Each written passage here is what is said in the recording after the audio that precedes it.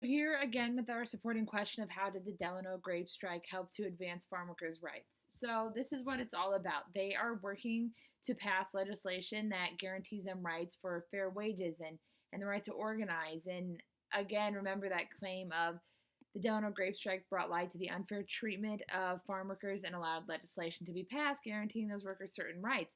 Here is a prime example. So what you are looking at is the first annual report of the Agricultural Labor Relations Board. So, this was a meeting in which this legislation was passed, and it enumerates what employees are allowed to do and what they're not allowed to do, and what unfair labor practices are. You'll see here what's unfair for the employer, what's unfair for the worker, and you'll also see in number two, it says the rights of agricultural employees. So, the big thing is it says that employees shall have the right to self organization, to form, join, or assist labor organizations, to bargain collectively through representatives of their own choosing, and to engage in other concerted activities for the purpose of collective bargaining or other mutual aid or protection. So the big thing here is that they have the right to self organization and to fight for rights and to bargain with their employers, which before they didn't have. In this Mexican Farm Labor Agreement that we talked about earlier, there was no one to bargain for them. There was no one to stand up and say, hey, this is wrong. So